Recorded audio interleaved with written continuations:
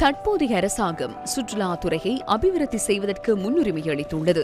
கடந்த காலங்களில் இதற்காக அரசாங்கம் பல்வேறு நடவடிக்கைகளை எடுத்துள்ளதுடன் சுற்றுலாத்துறையில் குறிப்பிடத்தக்க வளர்ச்சியும் ஏற்பட்டுள்ளது. டிசம்பர் 7ஆம் தேதி வரை நாட்டுக்கு வருகை தந்த சுற்றுலா பயணிகளின் எண்ணிக்கை 21,46,922 ஆகும்.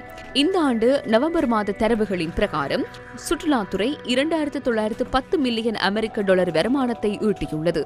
டிட்வா சூறாவளியால் நுவரெலியா உள்ளிட்ட பல சுற்றுலா பகுதிகள் பாதிக்கப்பட்டிருந்தாலும் அவை தற்போது விரைவாக கட்டியெழுப்பப்படுகின்றன. அந்த பகுதிகள் தற்போது விரைவாக கட்டியெழுப்பப்படுகின்றன. தடைப்பட்டிருந்த அதிவேக வீதிகள், ரயில் மார்க்கங்கள் திருத்தப்பட்டு வருவதுடன் மேலும் பல வீதிகள் போக்குவரத்துக்காக திறக்கப்பட்டுள்ளன. நுவரெலியாவின் நிலையே இது.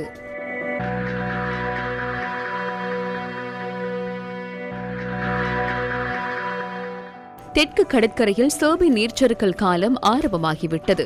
இந்நாட்களில் அஹங்கம, கபலான, வெலிகம போன்ற பகுதிகளில் அதிகளவான சுற்றுலா பயணிகள் நீர்ச்சறுக்கல் விளையாட்டுகளை விளையாடுவதை காணலாம்.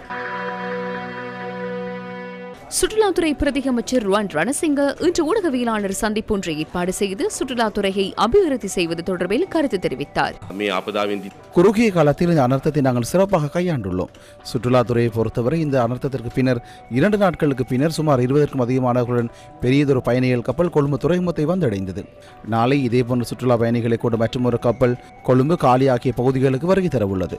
எனவே தற்போது ஐரோப்பாவிலிருந்து வரும் சுற்றுலா பயணிகள் வளமை போன்று வர ஆரம்பித்துள்ளனர். எனவே குறுகிய காலத்தில் நாங்கள் அதை முகாமித்துவம் செய்துள்ளோம். நீண்ட காலத்திற்கு சுற்றுலா பயணிகளின் ஈர்ப்பை முறையாக பாதுகாக்கவும் நல்லதொரு சந்தர்ப்பம் என நாங்கள் நினைக்கின்றோம். இந்த நெருக்கடி நிலையான சுற்றுலாத்துறையில் கவனம் செலுத்துவதற்காக வாய்ப்பு எங்களுக்கு வழங்கப்பட்டுள்ளது என நாங்கள் எண்ணுகின்றோம்.